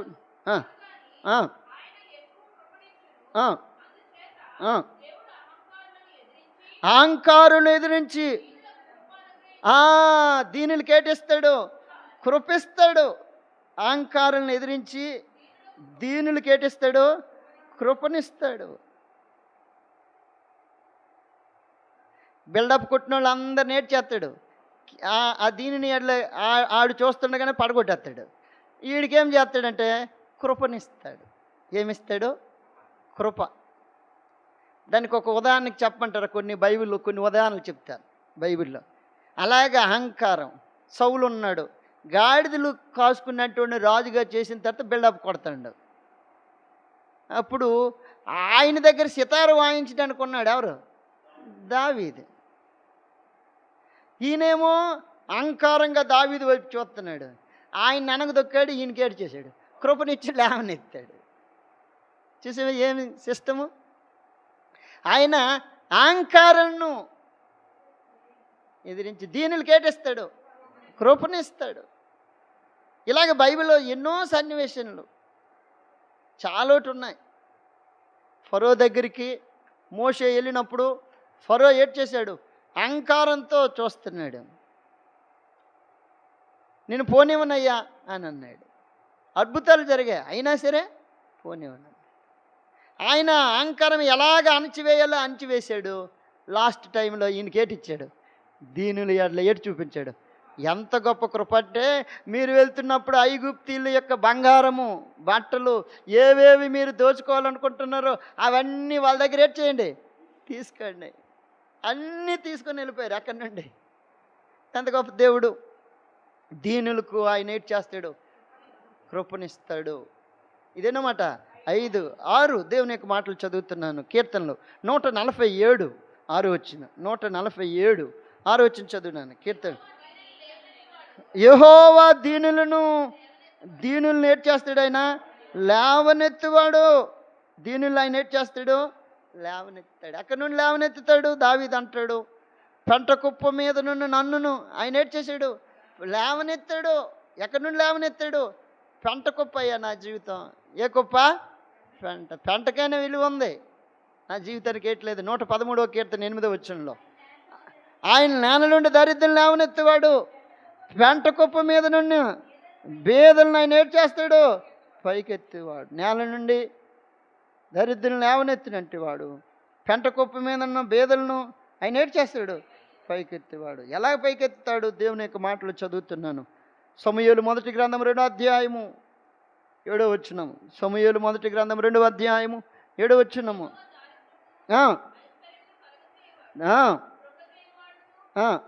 లేవనెత్తివాడు ఆయనే, దరిద్రులను అధికారులతో ఏడ్ చేసినట్టు వాడు, కూర్చుని పెట్టినట్టు వాడు, మహిమగల సింహాసనమును స్వతంత్రింప చేయుటకు మంటిలో నుండి ఎత్తివాడు ఆయనే, లేమిగల వారిని పెంట కుప్ప మీద నుండి లేవనెత్తివాడు ఆయనే. భూమి యొక్క స్తంభములు యెహోవా యొక్క వశము, లోకము వాటి మీద ఆయన నిలిపి ఉన్నాడు. చాలు. ఎలాగ లేవనెత్తాడట? ఆయన ఎవరితో? ప్రధానులతో సమానముగా ఆయన ఏడు చేసినట్టు వాడు కూర్చుండి పెట్టు. అధికారులతో ఆయన ఎక్కడ ఎవరిని? ఈ దీనుడిని, ఈ దరిద్రుడిని ఎవరితో కూర్చుని పెట్టాడట? అధికారులతో. అందుకనే పౌలు అన్నాడు, మేము బేదలను ఏం చేసాము? జ్ఞాపకం చేసుకున్నాం. ఆయన దీనులని లేవనెత్తినట్టు వాడు.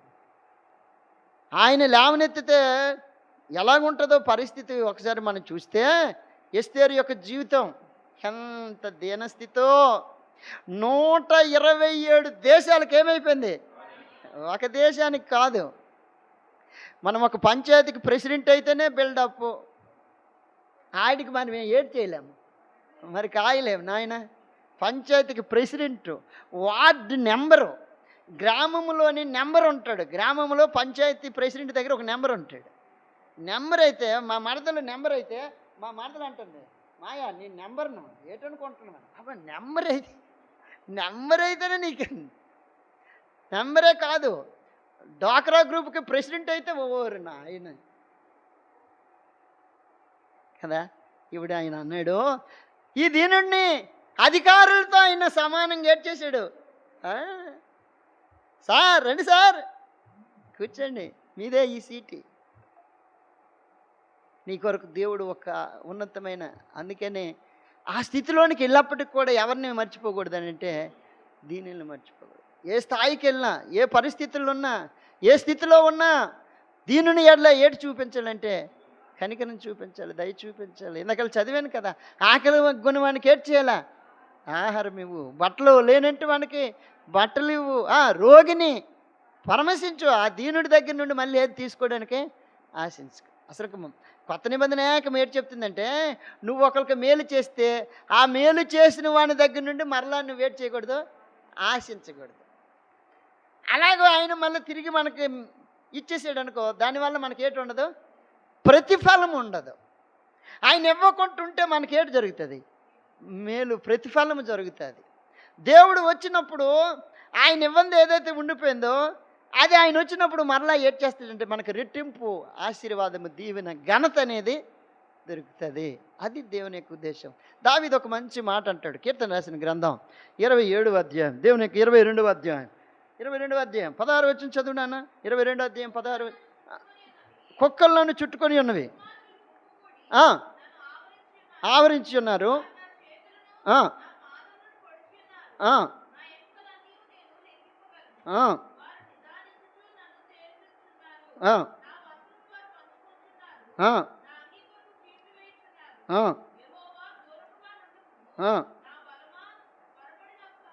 సహాయం చేయము, నా ప్రాణమును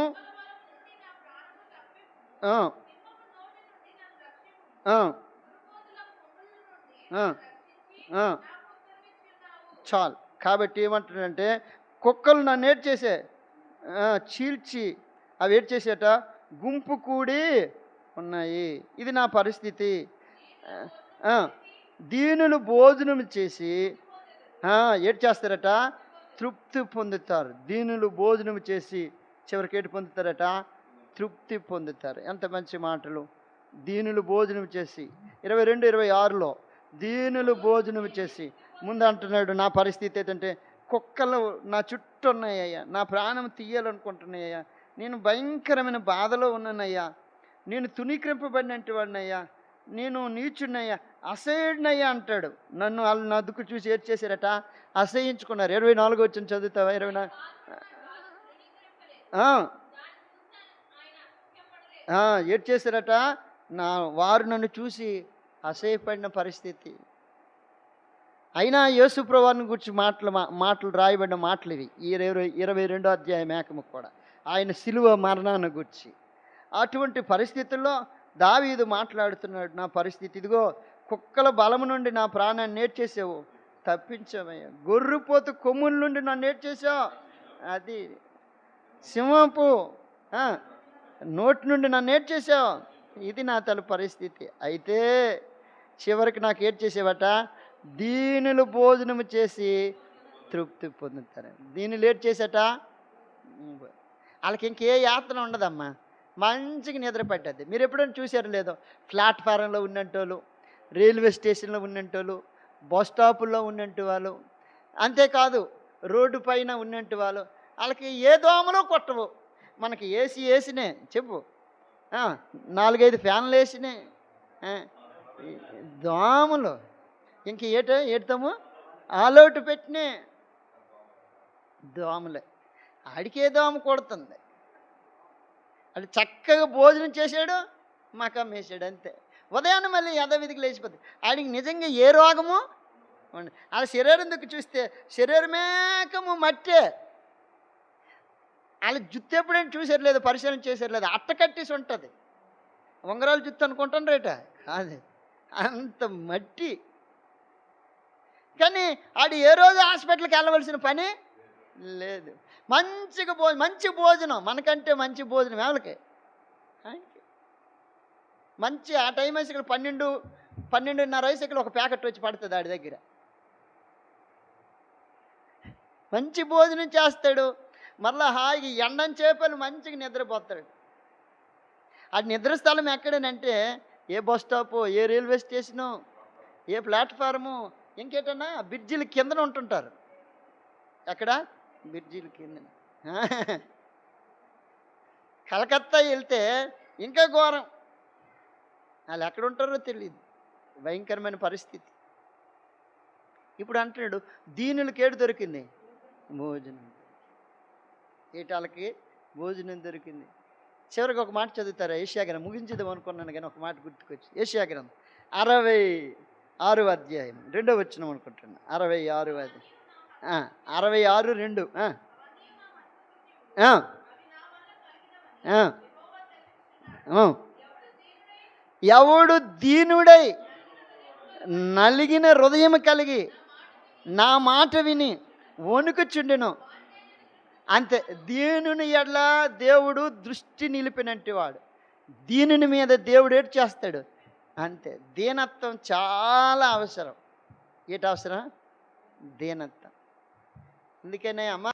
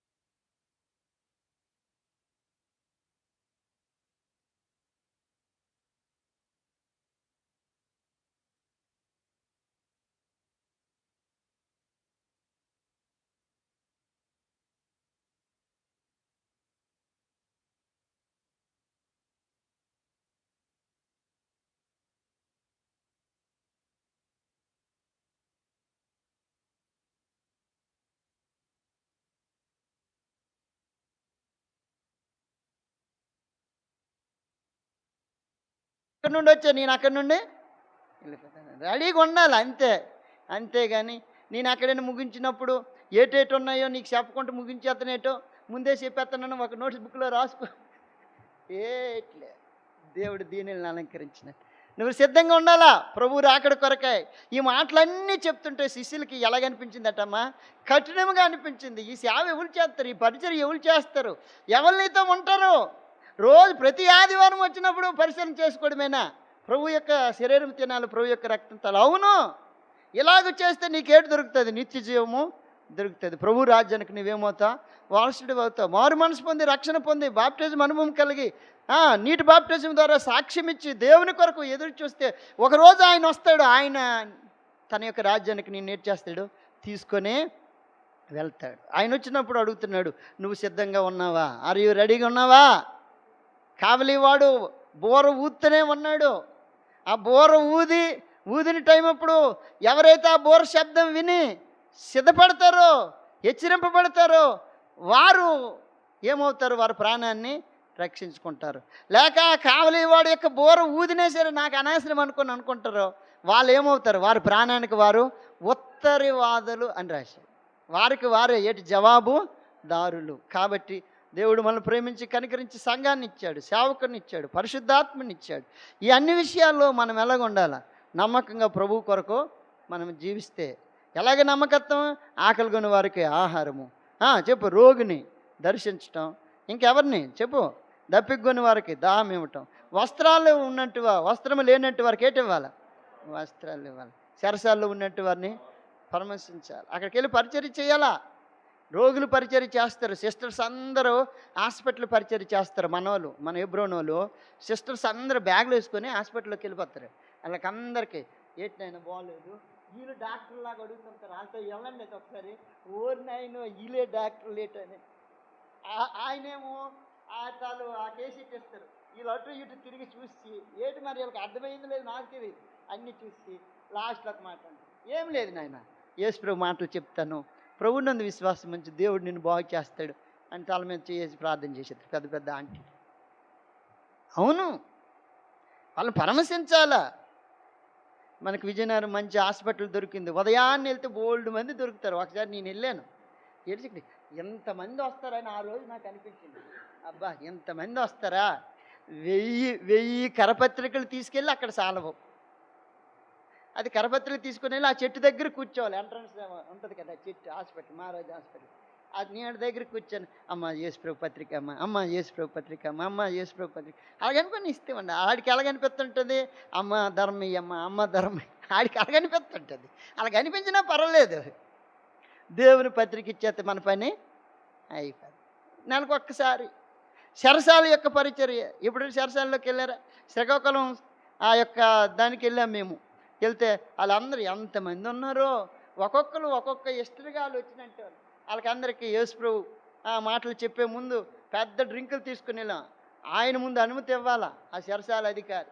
ఆయన ఇవి డ్రింకులేనండి, ఇంకేటి కాదని అంటే ఆయన వాసన చూసి గ్లాసులో వేసి బొక్కడు తాగి వెళ్ళండి అని చెప్పాడు. అప్పుడు వాళ్ళ వానికి వెళ్ళిన తర్వాత వాళ్ళ డ్రింకులు ఇచ్చిన తర్వాత అవేవో తినుబండారాలు తీసుకెళ్ళి వాళ్ళు తిన్న తర్వాత వాళ్ళందరూ చిన్నపిల్లలాగా చేతులు కొట్టుకొని కూర్చున్నారు. ఈయన అక్కడ కుర్చీ మీద నుండి ఈయన కూర్చుంటాడు, ఎవరు అధికారి, ఆయన కూర్చున్నాను. అప్పుడు మేము వాళ్ళకి పాట పాడి దేవుని మాటలు చెప్పిన తర్వాత వాళ్ళు ఏమన్నారంటే, అయ్యా మీరు ప్రతిసారి రండి అయ్యా, ఎందుకు రావాలరా అని అంటే ఒకడు అంటాడు, మీరు వచ్చినప్పుడు వాళ్ళు డ్రింకులు ఏంటి తెస్తారు, డ్రింకులు తెస్తారు, నువ్వు వచ్చినప్పుడల్లా వండలు తెస్తున్నావు, అలాగే పట్టుకొని వస్తాను. అలాగే రక్షింపబడినట్టు వాళ్ళు చాలా మంది ఉన్నారు. పేదలను ఏడ్ చేశారు. పిజోసి అంకులు ఒక ధనవంతుడు కొన్నారేట, ఎప్పుడైనా సాక్ష్యం విన్నారు కదా, చాలా పేదవాడు. వాళ్ళ అమ్మగారు కల్లాలంటే తెలుసా, కళ్ళములోని పనిచేసేది. జోసి అంకులు వాళ్ళ అమ్మ కళ్ళాల్లో పనిచేసింది. కళ్ళాల్లో పనిచేసిన జోసి గారిని 1984 సంవత్సరం రేడియోలోని ప్రసంగికుడిగా దేవుడు ఏడ్చేసాడు, ఏర్పాటు చేసి చూసాడు. అంత గొప్ప సంకల్పం. ఇలాగుంటాయి దేవుని యొక్క ఉద్దేశాలు. వాళ్ళకి దేవుని యొక్క మాటలు చెప్పాడు సేవకుడు, ఏదో సేవకుడు ఆ కళ్ళలో పనిచేసుకున్న వాళ్ళకి వర్తమానం ఇచ్చాడు. వాళ్ళు గొప్ప దైవజనులు అయ్యారు. అందుకు దేవుని యొక్క వాక్యం చెప్తుంది. ఎవరికి జ్ఞాపకం చేసుకోవాలి అది? ధనవంతులనే? ఎవరిని? బేదలను జ్ఞాపకం చేసుకుంటే దేవుని యొక్క రాజ్యంలో మనమేమవుతాము? యెహోవాకు అప్పు ఇచ్చినట్టు వారుగా ఉంటాం. దేవుడి మాటలు దీవించును గాక.